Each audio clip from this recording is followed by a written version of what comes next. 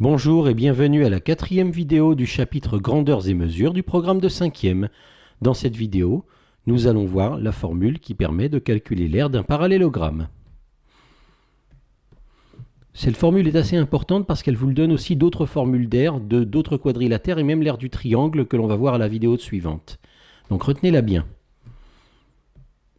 L'aire du parallélogramme est le produit d'une de ses hauteurs par la longueur du côté correspondant à cette hauteur.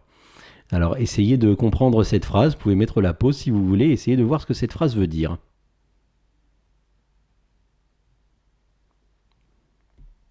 Bien, voici un parallélogramme. Seriez-vous capable de dessiner ce parallélogramme et de rajouter à ce dessin où se trouve la hauteur? Vous écrivez le mot hauteur. Et quel est le côté qui correspond à cette hauteur? Vous écrivez dessus côté correspondant. Allez-y.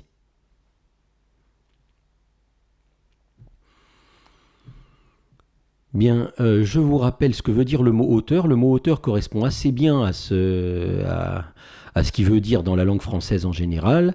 Hein, si vous voulez calculer la hauteur d'un polygone, vous imaginez que ce polygone est un bâtiment. Et comment vous calculeriez la hauteur du bâtiment? Hein, si ce parallélogramme était un immeuble en forme de parallélogramme, comment vous mesureriez la hauteur de cet immeuble en allant du haut en bas?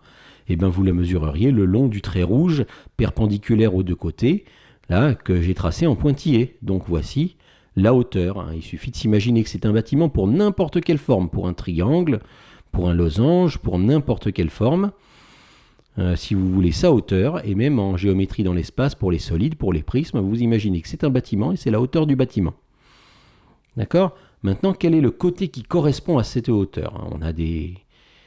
On a 4 côtés. Quel côté je vais appeler le côté correspondant à cette hauteur? Eh bien, l'un ou l'autre des côtés qui sont perpendiculaires à la hauteur, puisque de toute manière, ils ont la même longueur. Hein, peu importe si je prends celui du bas ou celui du haut. Le côté correspondant à une hauteur, c'est le côté qui est perpendiculaire à la hauteur. Et là, il y en a deux, c'est n'importe lequel des deux. D'accord? Et donc, l'aire du parallélogramme, c'est le produit de ces deux choses-là. Qu'allons-nous mettre comme formule dans le cadre rouge? Aire du parallélogramme égale? Ben oui, produit, ça veut dire multiplication, donc hauteur fois côté correspondant. Donc vous mesurez, on vous donne dans l'énoncé, ou alors vous trouvez la hauteur, vous trouvez la longueur du côté qui correspond, vous multipliez les deux, vous avez l'aire du parallélogramme. Attention, hein, si vous n'avez pas le côté correspondant, mais que vous avez l'autre côté, celui qui ne correspond pas, et ça ne vous donnera pas l'aire en multipliant, hein, ne vous trompez pas de côté. D'accord? Donc voilà, c'est aussi simple que ça, l'aire du parallélogramme. Vous me direz, si le parallélogramme, je l'avais posé sur l'autre côté, eh ben, j'aurais eu une autre hauteur. Et l'autre côté serait le côté correspondant. J'aurais très bien pu considérer que le sol de mon immeuble, c'est le côté qu'on voit en oblique. Hein. Oui, si vous tournez votre feuille, vous pouvez peut-être vous en rendre compte.